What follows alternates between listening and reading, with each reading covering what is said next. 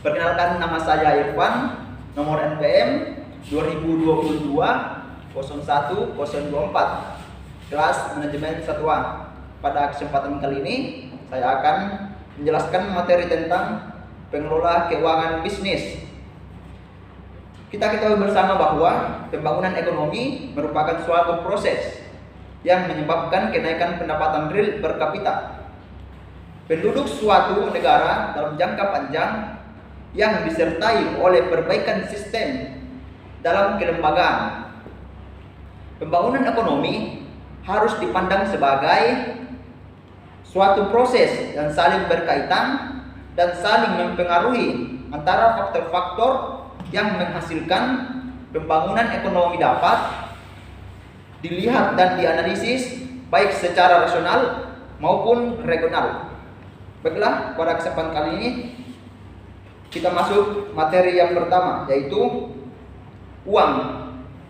Uang adalah benda yang mudah dibawa, mudah dibagi, berdaya tahan lama, dan stabil.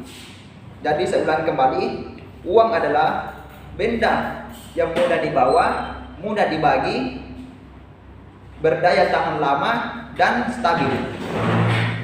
Uang memiliki 3 fungsi utama. Yang pertama, sebagai alat tukar, karena atau biasa disebut dengan medium of exchange. Karena pada dasarnya penggunaan uang adalah untuk memudahkan seseorang untuk melakukan penukaran, dan dengan adanya uang menjadikan kita lebih fleksibel dalam menentukan pilihan antara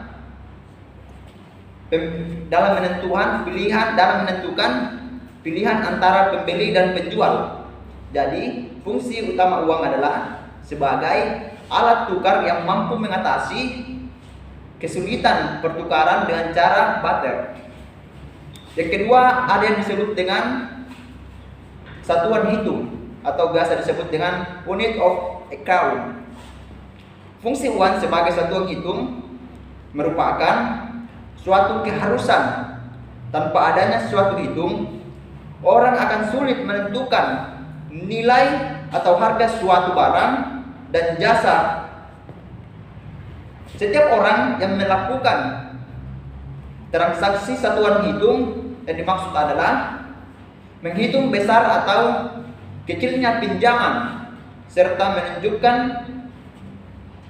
satuan hitung yang sangat penting dalam penggunaan uang dalam fungsi satuannya. Yang ketiga, ada alat kesatuan. Yang ketiga, ada penyimpanan kekayaan. Jadi fungsi turunan uang juga bisa sebagai penimbun suatu kekayaan. Mengapa dikatakan hal seperti itu? Karena yang pertama, uang merupakan bagian kekayaan seseorang atau perusahaan dalam menunjukkan seberapa besar kekuatan dan finalisnya. Jadi hal ini berarti uang menyimpan atau menabung untuk menimbun suatu kekayaan. Kita masuk ke materi yang kedua, yaitu memahami lembaga keuangan.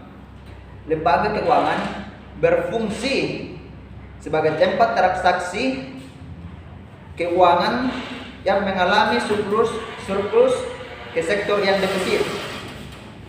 Lembaga deposito menerima simpanan dari nasabah, memeriksa dan membubarkan rekening tabungan di bank. Bank dibagi menjadi 3, yaitu ada yang pertama, ada bank umum. Bank umum adalah lembaga finansial yang diizinkan secara resmi oleh pemerintah untuk menerima deposito yang akan digunakan untuk memberikan pinjaman dan memperoleh laba. Yang kedua, ada yang dimaksud dengan saving and loan exchange, adalah lembaga keuangan seperti bank umum yang menerima deposito, memberikan pinjaman terutama untuk kredit rumah. Dan yang ketiga, ada yang disebut dengan mutual saving bank, adalah lembaga keuangan yang pada depositnya pemilik yang membagi laba yang dihasilkan. Yang keempat, ada yang dimaksud dengan credit union, adalah lembaga keuangan yang menerima bentuk dan memberikan pinjaman kepada anggotanya. Baiklah, kita masuk materi yang ketiga, yaitu tentang memahami modal usaha.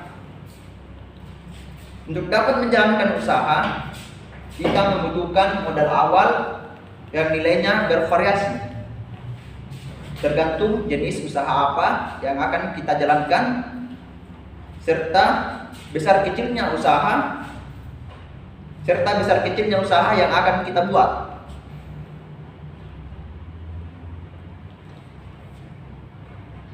Tahapan untuk membuat suatu usaha, ada yang pertama, yaitu tentang modal tetap. Yang dimaksud dengan modal tetap adalah modal yang diperlukan untuk mengadakan aset tetap dan pameran di kantor. Oke, yang kedua ada yang namanya modal kerja. Modal kerja dimaksud adalah alat modal yang dibutuhkan untuk pembelaan atau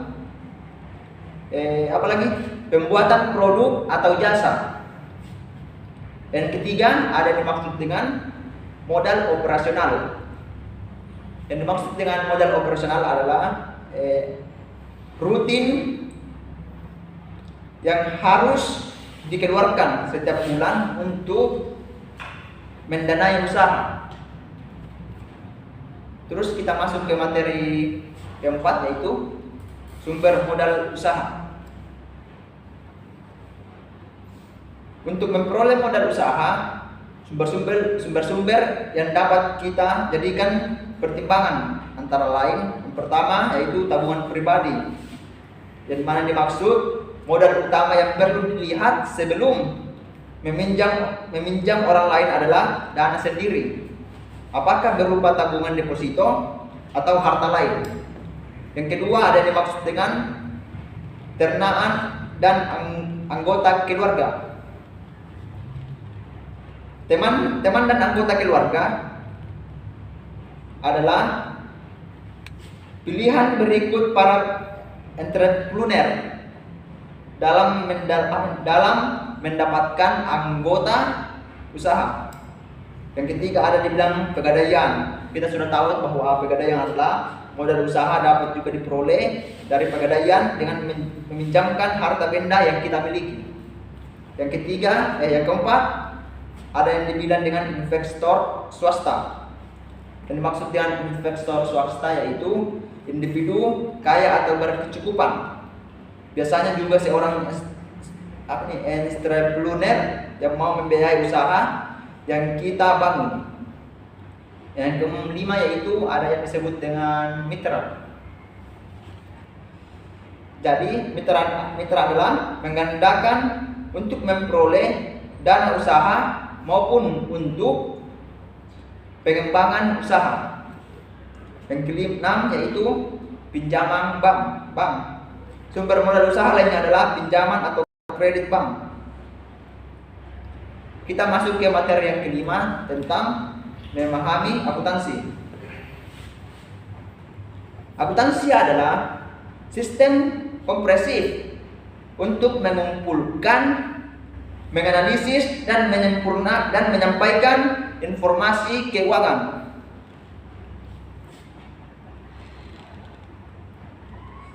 Jadi, informasi keuangan yang dimaksud ini yaitu menggunakan ukuran kinerja untuk memberi laporan kepada pemilik,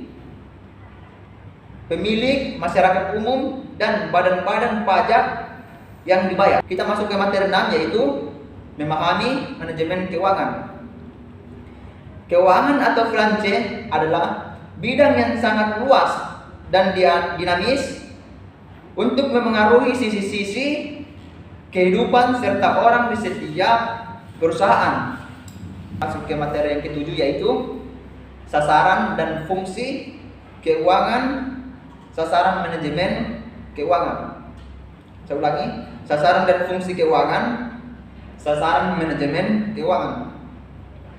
Yang dilakukan oleh perusahaan antara lain: 1. Crediting value, yaitu tujuan daripada perusahaan adalah yaitu meningkatkan volume. Yang kedua ada dimaksud dengan profit maximization, yaitu sebagai sasaran yang tepat dari perusahaan total keuntungan.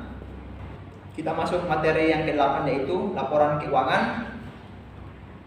Seorang pebisnis harus mengetahui laporan keuangan dan dasar yang mengukur posisi keuangan.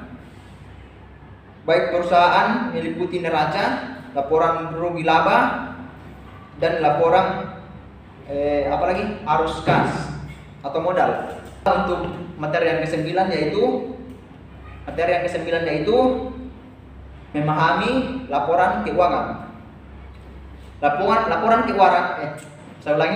Laporan keuangan adalah memberikan berbagai informasi yang dapat digunakan oleh pimpinan perusahaan atau investor untuk menilai kondisi suatu perusahaan.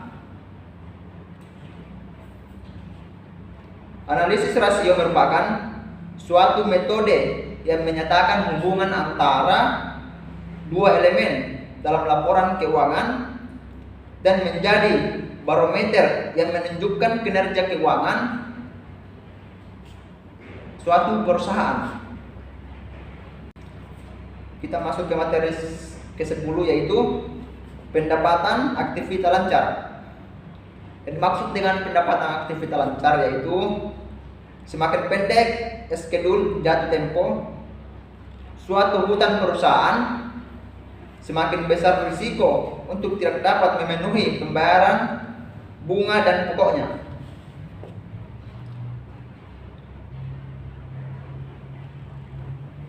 Pendapatan aktivitas lancar dibagi menjadi 5 bagian. Yang pertama, setiap aktiva harus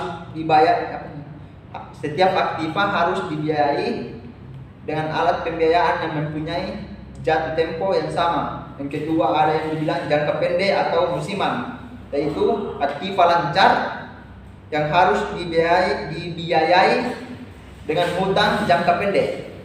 Yang ketiga ada dibilang bagian permanen dan aktiva. Yang keempat ada yang dimaksud dengan aktiva tetap, yaitu dibiayai dengan hutang jangka panjang dan bagian permanen dari hutang jangka pendek. Kita masuk ke materi selanjutnya yaitu 11 manajer keuangan.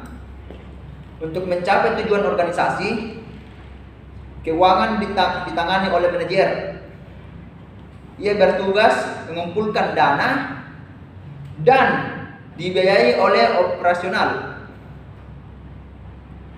yang mencari pinjaman mendapatkan kredit, mengendalikan saldo kas, serta merencanakan keuangan di masa depan. Jadi tanggung jawab manajer keuangan meliputi yang pertama ada dimaksud dengan perencanaan keuangan atau keberhasilan manajemen keuangan dimulai di proses perencanaan keuangan. Yang kedua ada dimaksud dengan memonitor arus kas, yaitu keluar masuk kas, memastikan bahwa selalu tersedia dana yang cukup untuk suatu perusahaan. Yang ketiga yaitu kontrol keuangan, yaitu yang dimaksud adalah keuangan dibandingkan dengan perencanaan guna menjamin terjadinya hasil keuangan yang diinginkan. Baiklah, materi ke-12 yaitu kenapa banyak orang yang tidak kaya. Di sini banyak sekali teman-teman yang pasti bertanya-tanya, mengapa di luar sana banyak sekali orang yang tidak kaya? Jadi ada beberapa faktor-faktor yang membuat orang tersebut tidak kaya. Yang pertama ada faktor keyakinan yang salah, di mana saling bertabrakan, yaitu antara manusia secara mendasarnya mencari kenikmatan dan menghindari kesengsaraan. Yang kedua yaitu tujuan tidak jelas. Yang dimaksud dengan tujuan tidak jelas yaitu kita tidak pernah menentukan tujuan atau tujuan kita untuk mencapai kesuksesan. Yang ketiga ada yang dibilang dengan yaitu sangat sedikit orang yang berani menetapkan tujuan. Bang, potong lagi. Yang ketiga, alasan orang yang tidak kaya yaitu sangat sedikit orang yang berani menetapkan tujuan. Yang dimaksud adalah kenyataan bahwa orang yang sedikit itu juga merasa bahwa tujuannya mustahil, merasa bahwa anggapannya itu dia tidak akan bisa meraih kesuksesan tanpa melakukan hal-hal atau yang mendorong untuk mencapai kesuksesan yang nyata. Yang keempat yaitu tidak merasa harus.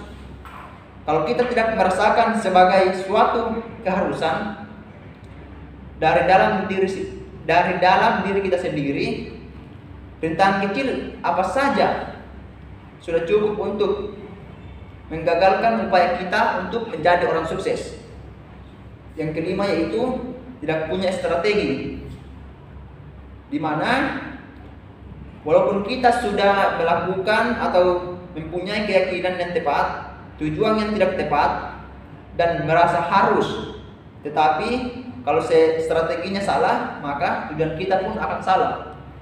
Keenam yaitu tidak mengetahui jalur yang alamiah atau paling mudah untuk mencapai tujuan. Yang kedelapan, tidak punya rencana yang realitas.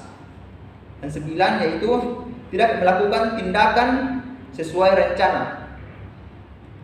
9. Tidak melakukan monitoring dan penyelesaian.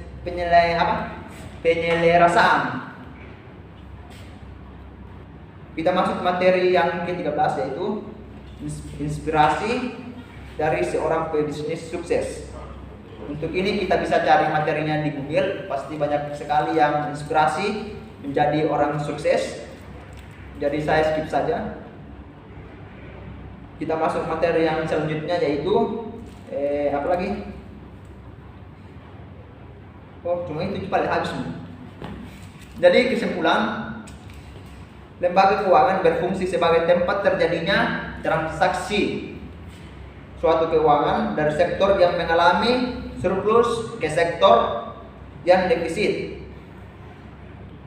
Jadi saran saya, kita berharap kita semua menambah wawasan bagi seluruh mahasiswa, khususnya para pembaca, agar tergugah untuk terus dapat meningkatkan kualitas sumber daya manusia dalam usahanya dan dan dapat menambah pengetahuan bagi rekan-rekan atau saya yaitu Irfan _fun.